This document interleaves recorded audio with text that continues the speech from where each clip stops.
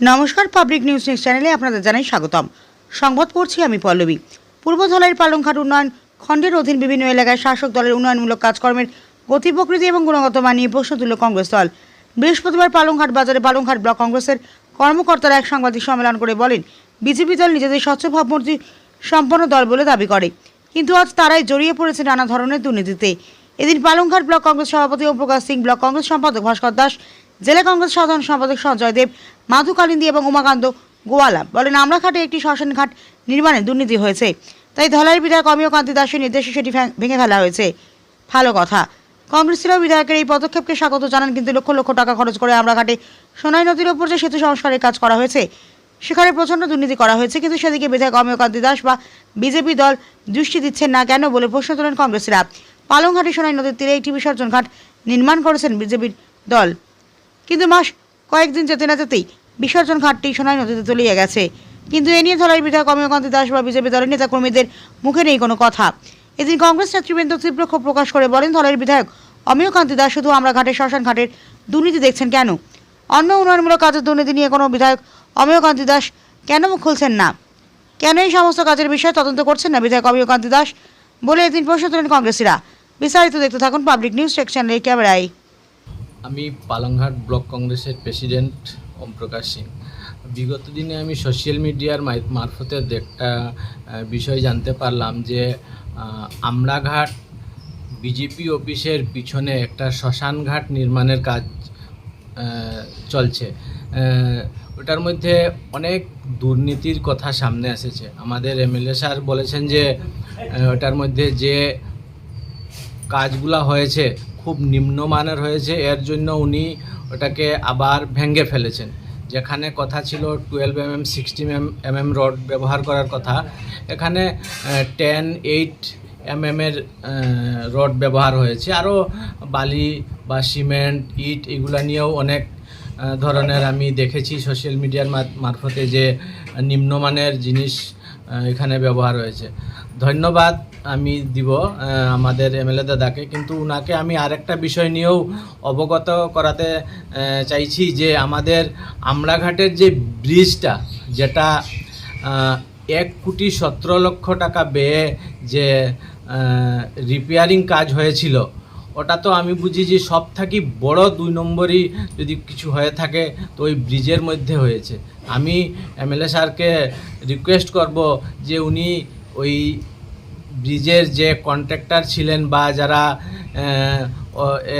যাদের তত্ত্বাবধানে ওই কাজটা হয়েছিল, ওনাদের উপরেও কিছু একটা ইনকোয়ারি বসানো হোক যে ওই ব্রিজের যে কাজটা হয়েছিল ওটা কত টাকার হয়েছে। আমরা তো শুনেছিলাম যে 1,17,00,000 টাকা, তে ওটার মধ্যে কত টাকার কাজ হয়েছে আমি বা আমাদের যে পালংঘাটবাসী বা আমাদের আমরাঘাট সকলের ইচ্ছা যে ওই কাজটা নিয়ে উনি একটা ইনকোয়ারি বসান এবং কাজটা নিয়ে একটু দেখেন। আরও আমার যারা আছে আমার সঙ্গী, ওনারাও আরও অনেক কিছু বিষয় নিয়ে কথা বলবেন। আমি বলছি ওনাদেরকে কিছু বলবেন। আজকে আমরা কয়েকদিন আগে পত্রপত্রিকা এবং সোশ্যাল মারফতে আমরা দেখলাম যে আমরাঘাট একটা শ্মশান নিয়ে যে এমএলএ, যিনি নতুন এমএলএ আমাদের অমিয়দা, উনি একটা স্টেপ নিয়েছেন, যেখানে 10 mm রডের জায়গায় 8 mm লাগানো হয়েছিল। তিনি এটা অর্ডার দিয়েছেন যেটা ভাঙ্গা হোক, নতুন করে বানানো হোক। আমরা শুনে খুব খুশি হলাম যে না, এরকম 2 নম্বরের কাজ না হওয়াটা ভালো কাজ হতে লাগে। কিন্তু বাস্তবে দেখলাম বিজেপি সরকার আসার পর পালংঘাট বাজার সংলগ্নে একটা আপনার বিসর্জন ঘাট বানানো হয়েছিল। সেই বিসর্জন ঘাট বানানোর 3 মাস পরে দেখা যায় বিসর্জন ঘাটে বিসর্জন হয়ে গেছে। আপনারা চিন্তা করুন যে একটা বিসর্জন ঘাট বানানোর 3 মাস পরে যদি একটা বিসর্জন হয়ে যায়, তো সেটা নিয়ে কী ধরনের বাজে কাজ হয়েছে। তো আমি এমএলএ সাহেবকে এটা অনুরোধ করব যে আপনি যদি এই যেটা যখন ভেঙেছে এটার উপরে আপনি যদি অ্যাকশন নিয়েছেন, আপনি যদি কমিটির উপরে যদি একটা অ্যাকশন নেন, আমরা আরও খুশি হব। কেননা আজকাল দেখেছি যে ম্যাক্সিমাম বিজেপির যেগুলো কাজ করছে সেগুলো কাজ ম্যাক্সিমাম 10 mm জায়গাতে 8 mm রোড, যেখানে 12 mm জায়গাতে 8 mm রোড হচ্ছে ইউজ করা হচ্ছে, যেখানে 3 ভাগ দেওয়ার কথা সেখানে 5 দেওয়া হচ্ছে। সবগুলো ইনকোয়ারি হওয়ার দরকার। একটা করে অ্যাকশন নিলে তো জিনিসটা বাজে দেখায়। ব্যক্তিগত হয়ে যায়। আমি বলবো এমএলএ সাহেবকে যে আপনার সবটার উপরে দৃষ্টি আকর্ষণ করেন, এখন সবার উপরে একটা অ্যাকশন নিন। দেখেন, আজকে আমরা এখানে সমবেত হয়েছি পালংঘাট ব্লক কংগ্রেসের প্রেসিডেন্টের নেতৃত্বে। কিছু বিজেপি সরকারের উন্নয়নমূলক কাজকর্মের কিছু কথা, যেটা আমরা দীর্ঘদিন থেকে সোশ্যাল মিডিয়ায় আইতেছে, আমরা দেখতেছি, আমরা দেখিয়া নিজেরা অত্যন্ত মর্মাহত। কারণ যে দলটা আমাদের কংগ্রেস সরকারকে দোষারোপ করে, তারা স্বচ্ছতার প্রমাণ রাখার লাগিয়া ভারতবর্ষের রাজনীতিতে আইছে, সেই দলটার আজকে স্বচ্ছতা কই গিয়ে দাঁড়াইছে? আমার প্রশ্ন হইল সমাজের কাছে, আমার প্রশ্ন হইল ওই দলের কাছে, স্বচ্ছতার প্রতিশ্রুতি দিয়ে রাজনীতিতে এসে গদি দখল করে আজকে তাদের স্বচ্ছতা কোথায়?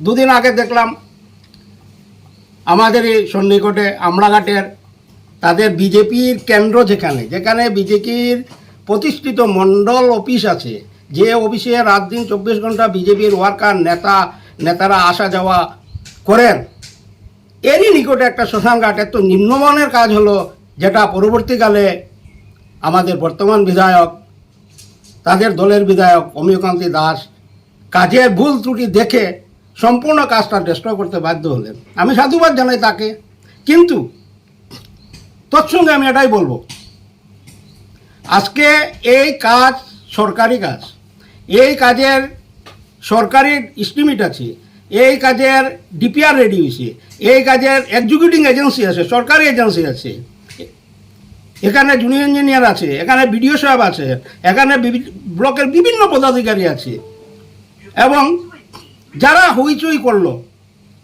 লোকেলের ছেলে বিজেপির কর্মকর্তা, তারা কোথায় ছিল যখন ওই কাজটা স্টার্ট হয়? আজকে এতটা কাজ ওঠার পরে নিম্নমানের কাজ বলে ওটাকে ডিস্ট্রয় করা হলো। সুন্দর কথা, ভালো কথা, কিন্তু দুর্নীতি যখন সব শুরু হয়েছে সেই সময় কেন এটাকে প্রোটেস্ট করা হলো না, বা ব্লক তার কি দায়িত্ব পালন করলো? সেটা হলো জিজ্ঞাসার বিষয়। আমি বলবো এই সরকার আসার পর থেকে শুধু বাতাবাজি, বড় বড় কথা, কাজের উন্নয়ন নিয়ে হোল্ডিং, অ্যাডভার্টাইজ, এগুলোই ব্যস্ত। মূলত জমিনে কোনো কাজের কোনো গুণগত মান নেই। এরা সর্বাবস্থায় ফেইলার, এরা কনস্ট্রাকশন করতেও ফেইলার, সব ধরনের এরা ফেইলার। শুধু মানুষকে বাতাবাজি দিয়ে মানুষকে আকৃষ্ট করতে চাইছে। আমি